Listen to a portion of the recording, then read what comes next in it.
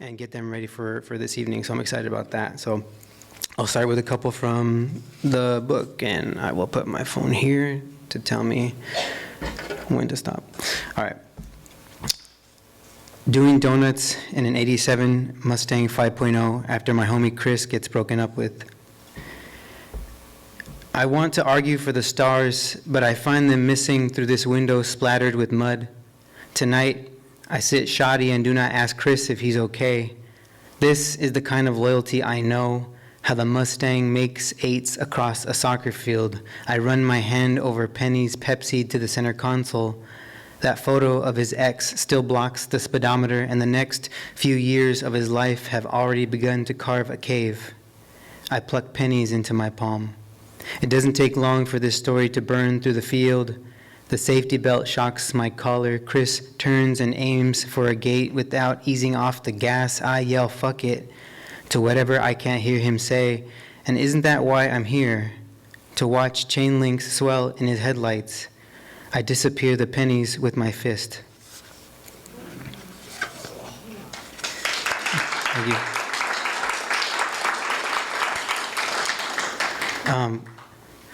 So I think I'll probably always be writing about Pomona. Even the newer poems, some of them either are still in Pomona or like reflect on leaving. And this is one of the first poems that I wrote about having left when I got to Minnesota. It's called My Hometown as a Man Riding a Bicycle with No Chain. His legs, a too quick clock, a kind of cruel that tells me any time away from home is too long. Pomona becomes a man asking if I want to buy his MP3 player. He raises headphones to my face. Listen, he says. No one believes him. But he doesn't say about what. It's how they say yes, but don't look. I nod. He talks about his daughter who works at AutoZone, who's the manager now, the jefe, but his son, who I'm certain I went to school with, who walked into 5th grade one morning with shaved eyebrows and sat down without saying a word, who never spoke to anyone ever again, he does not mention. Not even once. Where have all my classmates gone? Where I grew up has nowhere to live, but he says he'll be all right, he'll be all right, he'll be all right, because the lady from the next block over owes him for mowing her lawn. And have I seen a Bible around? No one's going to pick it up, he says, not unless it had $100 in it. Wouldn't that be something? He's nodding, he's balancing himself on the bike, he's trying to leave, but will I be here tomorrow? He might be around, my town's always around, so how about that MP3? I can keep it if I want. No, how about for $10? My town is presenting its calloused palm now, my town relentless, pedaling like everything is all right, like everything is all right, like a Ferris wheel no one's going to ride. Look at it spin through the evening, each basket scooping sunlight, then shadow. The carnival worker we turn away from calls for us and keeps calling, long after he knows we're gone.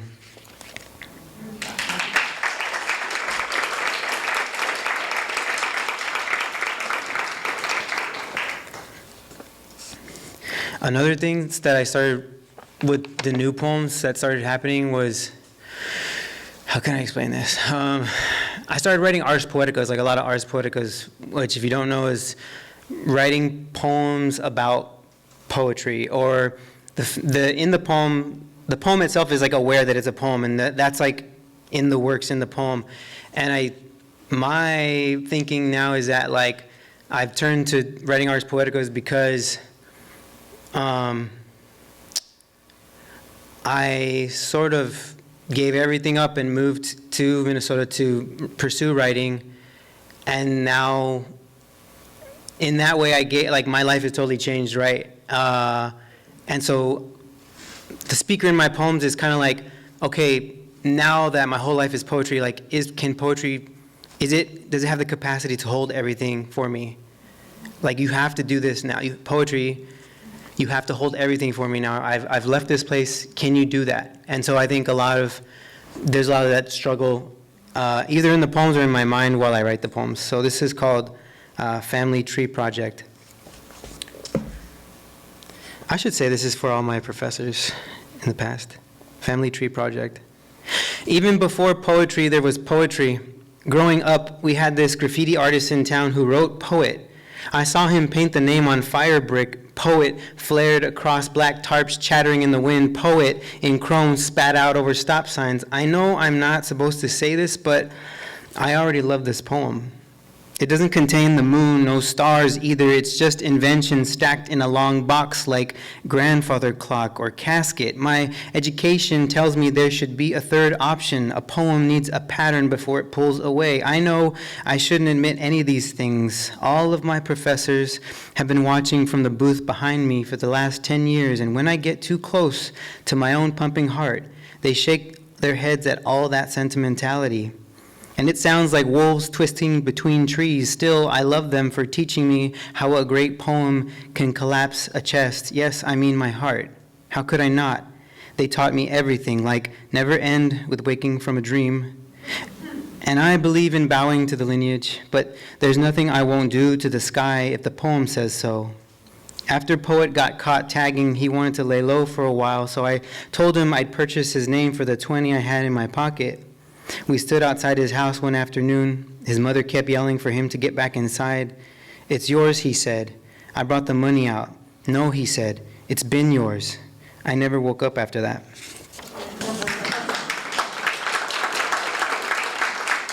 Thank you.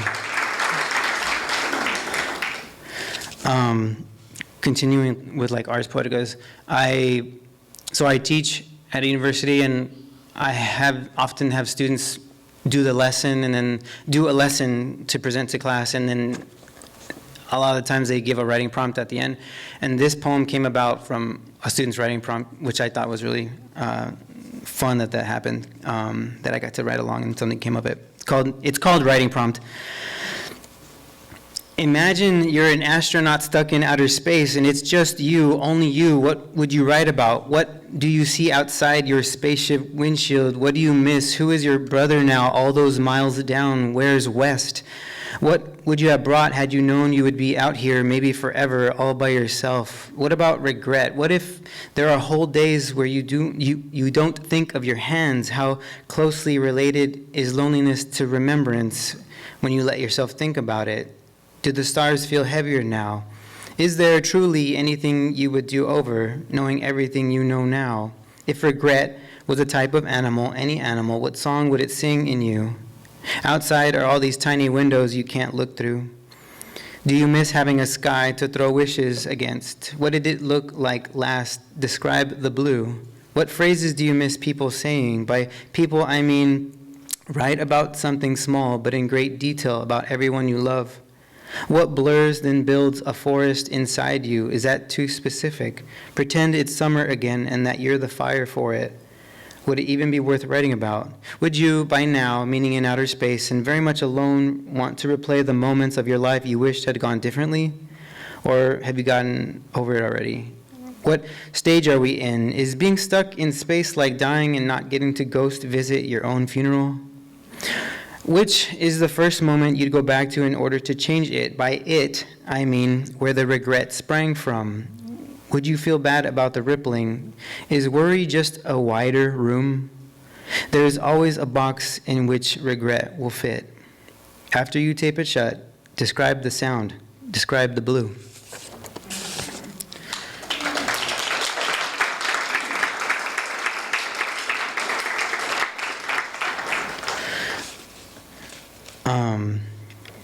This is just a weird poem that I like. It's called Levi Strauss & Co. When he dies, my father turns into a small stone on the bed. A smooth oval I weigh in my palm, grip, and then after a minute draw circles over with my thumb.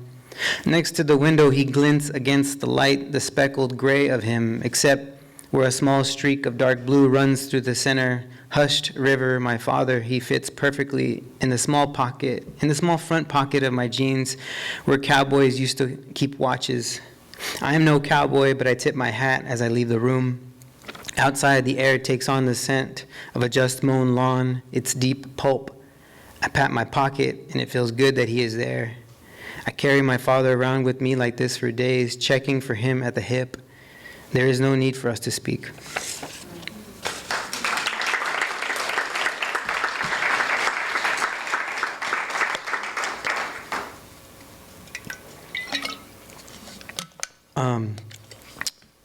That was a terrible pause. So this next poem is new, and I realize like a lot of like the scenarios in which I am talking through or having, like a lot of the settings are in the poems between me and like my friends, are like when I talk about and write about masculinity, they happen in cars. I don't know why. I just realized that with the first poem I read from the book, and now this one happens similarly, and now I'm going to be thinking about that more. But this is called Elegy with a 24-pack of Bud Light in the trunk. Another night. There's a homie in the group who you're not as close with, at least not like you are with the other guys, but tonight all of you are hanging out. And he says, I'll come with when you offer to make the next beer run. It's a Friday or Tuesday, it's summer or almost or barely, whatever. The 7-Eleven is just a few blocks away. You nod and the homie jumps in passenger. Headed up the street, what is there to say to him but, how's everything? Everything meaning anything. Maybe he thinks you mean it, maybe you do. Maybe each street lamp glaring off the windshield becomes a countdown to him because after a minute he starts talking about his dad. And when you realize it's important, you try to replay to yourself what he just said. But now he's saying that his father decided to leave his mother. When you stay quiet, he laughs like it's not his life he's talking about. What kind of homie have you been made to be, you wonder? Right then, you both look out the window and see the parking lot of that church gangsters attend, the OGs who probably depart in peace, but likely still as gangsters when they walked in, making the sign of the cross with 2 holy water wet fingers. What's changed? What moves a man to reach out? You pull into the 7-Eleven parking lot and find a spot. Inside, the buzz of bright lotto ads hushes every ear. Grab a bag of David's, and on your way to where the beer waits, tell the homie that if he wants anything, get it. You got him. There's penance to pay for silence, you know that much. Back in the car, beer case in the trunk, he says one last thing. I'm not sure what to do. And says it so deeply that it almost curls away into its own path. And you aren't brave enough to follow. You're just a homie who can ID a secret when he hears one, who knows best how to keep his mouth shut. On the drive back, a pulse of street light breaks across the steady quiet. Somewhere, years into a future you can't yet see coming, snow covers the ground in your neighbor's backyard, cut through by 2 paths her dogs have been making over the last several days. One path stops near the yard's edge, overlooking the street. The other ends in front of a small tree, unadorned this time of year, a good place to think, to hang one's regrets on, or even to pray forgiveness if one were the type of person to do such a thing.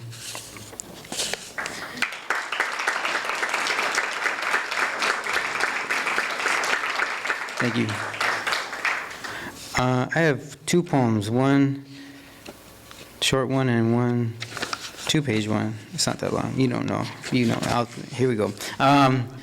So this next one, like all these poems are sad because I think like my poems can be sad because I'm pretty happy in life and optimistic about things, but my poems are sad. But this poem is funny and weird to me. You might not like it, but I think it's so silly, and I think I just needed a break at this moment from like seriousness to have a poem that was like ridiculous to me, but still worthy enough to be written and not just completely deleted. It's called The Novelist. I did not have a favorite tree, nor did I know how to fully imagine the tulip, and that was how I failed the entrance exam to become a poet. Just those 2 questions. The next day, I found the sign-up sheet to be a novelist.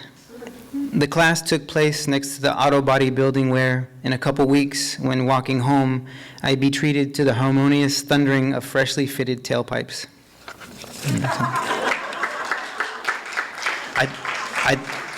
Thank you. I think I was just thinking like how me and my colleagues, like we sort of like, whoever teaches and it writes in a different genre, we sort of just joke about like novels are easy or poems are easy, and so that came from that maybe, because we were always joking like that.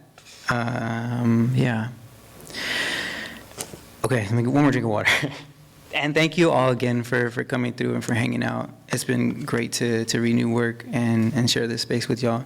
And I love like the lighting right there. It's really, really nice and sexy. Okay.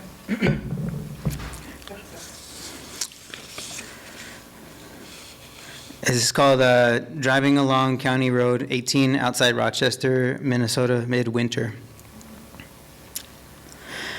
Up ahead, there's a ranch, and I want to say that I don't care about the past anymore or that I never did. But those spotted horses gathered near the fence remind me of a friend I haven't spoken to in years, someone who back then didn't want to admit how much he loved working with horses because he hoped to become nothing like his father. That was my first year in the Midwest in college, and I would buy Subway for dinner every day because my sister back home kept reloading a gift card. It's true, there was a Subway down the road, but I drove to another because I needed to take a highway to get there. And because it stood between a group of storage units and a hill left to the weeds, an untroubled place, troubled little more by my coming and going. One of those evenings, my truck's battery died, and standing beside the field, it was him I called. Minutes later, he came through with jumper cables. This must be how friendships start, I thought. Afterward, I offered to buy him a beer next week. The years pulled us through together. This is the part where I'm supposed to tell you how one of us at some point wronged the other. All that happened was we graduated. Each of us moved from a tiny apartment into another, slightly less tiny apartment. One of us found work out of town, another stopped calling. That's it. Or it should have been, hadn't I lost friends before? Sure, but when it happened, I was home. I hate that this poem exists in me, that I still recall those winters and how heavy his Carhartt jacket looked, its faded rust wonder brown, or that sometimes he spoke too quickly and the words would get caught in his mouth. Maybe this isn't about him, I'd like that. But how that loss prepared a blanket for me to sit down in such an unfamiliar field. The air cooled and carried on. No one came by to claim me. I got up, folded everything into my arms, and went on. What else could I do? Neither is my longing tender, heavy though it might. And for all that I thought leaving home was a way to enter manhood, I could, if I dared, point to my chest and watch myself on a swing, looking back for whoever should be there. This isn't the poem I wanted to write, and I know it's a problem to want to make this friend mean nothing here, but sometimes a grudge feels good. A person can grow so close to indifference if they need to try it. It's not that bad. Say, fuck it. Say, anyways. Say, it doesn't matter. Say it to the wall, to that painting of a bitten apple that rests its red on a watering can, that the one that hangs in the dining room. I don't like how this poem makes me feel embarrassed. Even though it's not defeat that bothers me, but being made to realize there was nowhere for me to return to. Of course, I mean home. All my friends back west at work and out of earshot. Read near the past. There isn't enough I believe in to make me feel good about the distance, none of it. And yet, this sunset's pink should count for something. These geese must. Snowdrift smooths the prairie beyond this evening. This world has asked me over and over again to stand tall. Find your footing, it says, and I do. I try, I say, take the photo already. Tell me I have strong shoulders. Look, past the ditch. A graveyard goes missing under the snow, save for a few headstones. In winter, there is no quiet because of all the quiet. I've been gone a long time. Is it true what they say around here, that there's no crying on the prairie? Thank you. Yeah.